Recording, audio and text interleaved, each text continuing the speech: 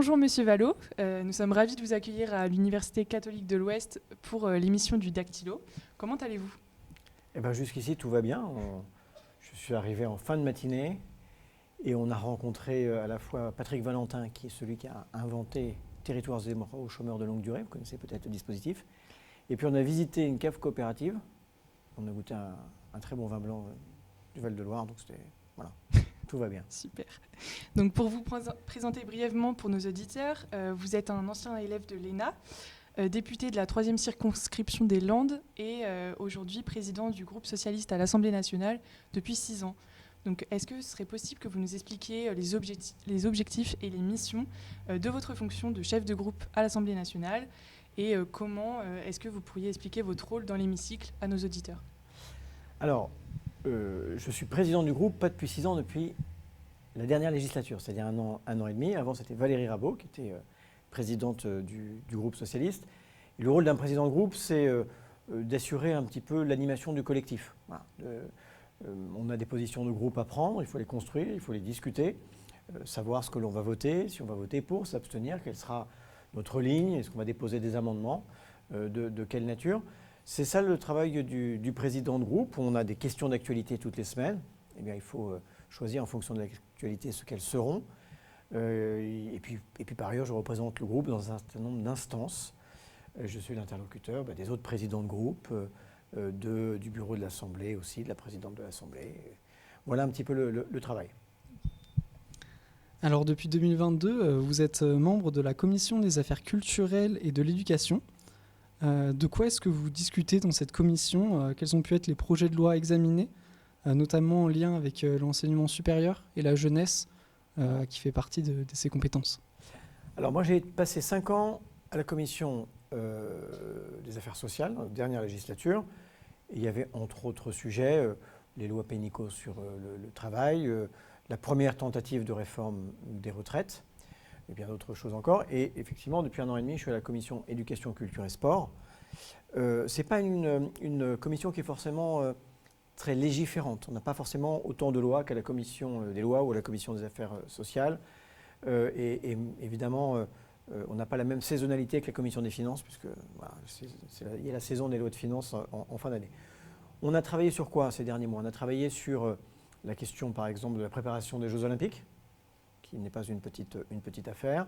On a travaillé évidemment sur les politiques culturelles et en particulier sur la question de l'audiovisuel et de l'audiovisuel public, de son financement, qui est là aussi un sujet important dans une démocratie. Et c'est aussi un lieu où l'on discute des orientations de politique éducative du gouvernement. Et de ce point de vue-là, je me retrouve parfaitement bien dans mon rôle d'opposant à une vision qui est très droitière de l'éducation nationale depuis maintenant 7 ans. Voilà. Alors, on a eu un moment, une sorte de point Godwin de tout ça, qui était l'éphémère ministère de Madame Castéra, qui était la parfaite synthèse en réalité d'une forme de déconnexion avec le réel. D'accord. Et début 2021, vous avez porté à l'Assemblée un projet de loi concernant l'instauration d'un minimum jeunesse qui consiste à un revenu de base ainsi qu'une dotation universelle à partir de 18 ans. Projet qui n'a pas pu aboutir. Donc, est-ce que vous pourriez nous expliquer comment vous comptez faire pour que la précarité étudiante, qui est un sujet d'inquiétude majeur pour les jeunes, puisse être résolue et comment le PS voit ce projet Vous en avez été le témoin en particulier au moment de la Covid. On a vu dans les rangs des banques alimentaires de plus en plus de jeunes et beaucoup d'étudiants. On a même vu des associations étudiantes devenir des associations d'aide alimentaire. Et c'était des dizaines, des centaines de milliers de colis, de repas, toutes les semaines, qui étaient servis à peu près partout en France. Et faisant ce constat, on a interpellé le gouvernement. Et avant même la crise de la Covid, vous savez que le nombre de jeunes vivant sous le seuil de pauvreté était au double de la moyenne nationale. Et on lui a posé cette question assez simple. Est-ce que vous trouvez ça juste qu'on puisse aller en prison à 16 ans, qu'on puisse voter à 18 ans, mais qu'enfin, pour avoir des droits sociaux, il faille attendre 25 ans, ce qui est une singularité française, puisqu'on est un des rares pays de l'Union européenne à ne pas ouvrir les droits sociaux à 18 ans. Et entre 18 et 25 ans, si on ne peut pas compter sur la solidarité familiale, qui est très importante, mais qui est très injuste aussi, eh bien on peut se retrouver dans des grandes difficultés. Donc ouvrir les droits sociaux et en particulier le RSA, c'est-à-dire ce minimum de base, à 18 ans nous paraissait une juste cause. Voilà, évidemment sous conditions de ressources, dans les mêmes conditions. Et puis on avait un deuxième volet de ce minimum jeunesse qui était une dotation en capital à 18 ans de 5 000 euros. Pourquoi on avait dit 5 000 euros? Parce que pour 800 000 jeunes chaque année, ça faisait à peu près le montant de ce qui avait été rendu aux plus riches à travers la suppression de l'ISF. Voilà. Et 5 000 euros, c'était la possibilité pour ceux qui n'ont pas du tout de capital de pouvoir éventuellement mener un projet de séjour à l'étranger, monter une première entreprise, passer son permis de conduire, faire l'acquisition d'un premier véhicule, qui évidemment est très important quand on cherche son premier emploi. Et pourquoi ça n'a pas fonctionné? Eh bien parce que le gouvernement nous a dit mais les jeunes vont arrêter de travailler, ils vont s'abandonner à l'assistanat et à son confort. Et puis la loi suivante, ils acceptaient qu'on réduise les impôts sur les successions. Voyez, donc quand on est un héritier, on ne s'abîme pas dans la oisiveté, ce n'est pas de l'assistanat. Et quand on ne peut pas compter sur autre chose que sur la solidarité nationale, là c'est non. D'accord. 2024, c'est une année importante. On a les élections européennes qui, je le rappelle, sont le 9 juin prochain. Le Parti socialiste sera représenté par l'actuel eurodéputé Raphaël Glucksmann du parti Place Publique. Quelles sont les idées défendues par le Parti socialiste pour l'inclusion des jeunes dans les projets européens? Alors, vous savez, il y a quelque chose qui me paraît, on le doit à Jacques Delors, qui me paraît être la meilleure fabrique des jeunes européens, de la conscience européenne. C'est Erasmus. C'est cette possibilité pour un certain nombre de jeunes d'aller passer une année dans une université étrangère. C'est un succès considérable, et on sait aussi que ce n'est pas socialement très partagé. D'abord parce que faire des études, là aussi, n'est pas forcément accessible à tout le monde. Et puis par ailleurs, que ça coûte quand même un peu d'argent. Il y a un dispositif que nous voudrions booster, c'est l'Erasmus des apprentis. Là aussi, que les apprentis puissent aller faire une partie de leur apprentissage, toute ou partie de leur apprentissage à l'étranger. Moi, je crois beaucoup à ces rencontres, à l'altérité, comme à la fois fabrique, je l'ai dit, d'une forme de conscience européenne, mais aussi de la tolérance et d'une forme de fraternité. Mais au-delà de ça, j'ai envie de dire que l'Europe, dès lors qu'il engage l'avenir, est un projet pour la jeunesse. Et que le moment dans lequel nous sommes en train de vivre, avec une guerre aux frontières de l'Europe, en Ukraine, et vous savez qu'on a eu à débattre et à voter il y a quelques jours d'un accord sur la sécurité, de coopération et de sécurité avec l'Ukraine, eh bien, dans ce moment qui est existentiel, se battre pour une Europe puissance, une Europe qui fasse respecter et qui défende son modèle politique, la démocratie libérale, son modèle social, l'État-providence, ses exigences environnementales, est absolument nécessaire. Et ça doit être un espace, non pas de libre concurrence, où sévit le libéralisme le plus sauvage, où on s'impose à nous-mêmes des règles qu'aucun de nos concurrents ne s'impose, mais le fer de lance d'une réécriture des règles d'une mondialisation qui est devenue déloyale. On doit se protéger à nos frontières contre ceux qui ne s'imposent aucune règle ni sociale ni environnementale, particulièrement vrai de l'agriculture. Vous savez qu'il y a eu une grande crise qui a éclaté, mais qui n'est pas évidemment définitivement réglée. Il y a besoin que ce soit un espace de solidarité, et la question de la taxation des multinationales et des gros patrimoines, à la fois pour financer la transition énergétique et pour rembourser la dette Covid, est un élément évidemment important.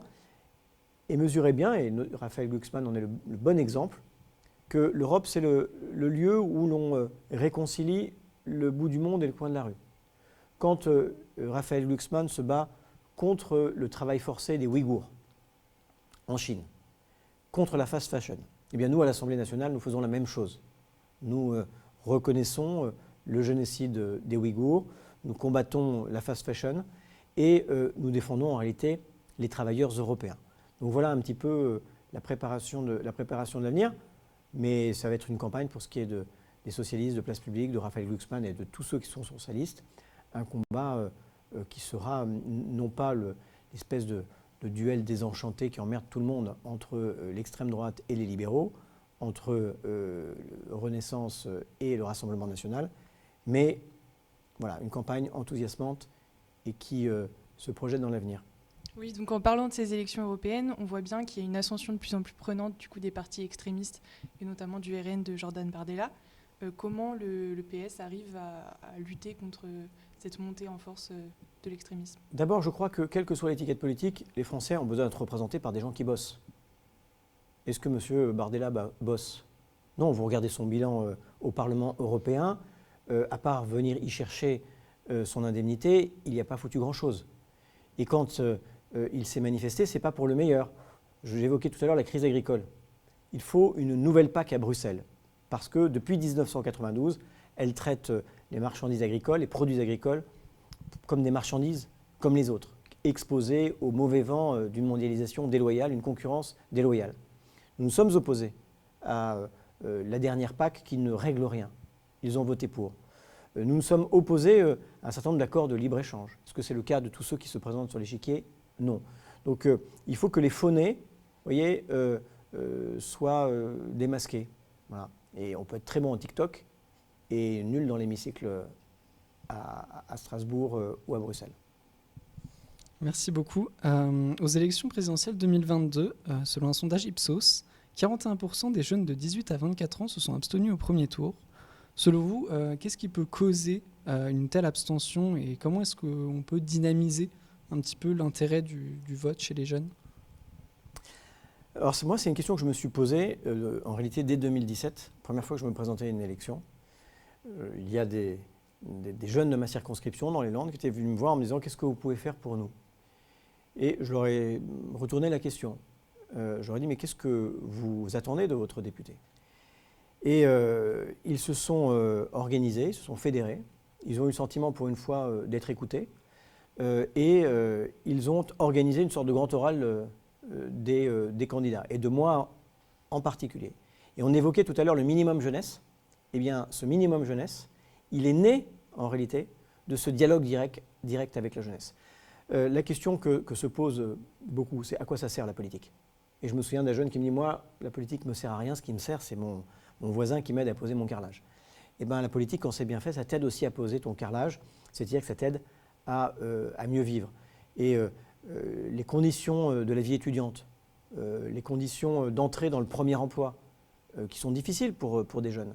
Si on ne se saisit pas de toutes ces questions-là, si on tient la jeunesse en suspicion en ne lui proposant rien d'autre qu'un SNU, il y a de quoi, en effet, se désespérer. Or, cette jeunesse, elle, d'une certaine manière, elle va être invitée, peut-être obligée, de prendre la suite, de prendre ses responsabilités dans un contexte où la population va vieillir, où il y aura un choc anthropologique majeur. Si on n'est pas capable de faire confiance à la jeunesse et qu'on la tient pour cette classe dangereuse que certains redoutent, eh bien, elle n'a aucune raison de venir voter. Et donc voilà, pour vous dire que dans les Landes, de cette première rencontre, est né un festival qui s'appelle toujours le Youth Festival, qui est un moment à la fois de débat sur les sujets qui engagent l'avenir, avec à la fin, à chaque fois des doléances qui sont remises aux élus, et un moment aussi de fraternité et un moment festif, comme on est assez doué pour les organiser dans les Landes. Voilà. D'accord, merci. Et nous avons constaté que seulement 13% des députés du Parti socialiste ont moins de 40 ans. Donc comment vous faites pour représenter les idées des jeunes alors que ce taux est assez faible? D'abord, on se maintient en forme pour rester jeune dans notre tête et dans notre esprit. On a des jeunes députés. Alors les jeunes députés, on leur fait confiance. Vous voyez, parmi les gens qui ont émergé dans le groupe socialiste, vous avez Iñaki Etxaniz, qui n'a pas 30 ans, je crois. Je me trompe. Alors, il fait nul aussi par vieillir. Enfin, il n'a pas 30 ans. Et c'est aujourd'hui celui qui mène le bras de fer contre les meublés de tourisme et Airbnb. Et donc, il se bat notamment pour le logement étudiant. Il est aujourd'hui, pour nous, celui qui porte la politique du logement. On a Philippe Brun, qui est aussi un jeune député, qui travaille sur les familles monoparentales, sur les classes populaires. On a Arthur Delaporte, qui a travaillé sur la régulation des influenceurs. Pareil, un jeune de moins de 40 ans. Eh bien, on fait confiance.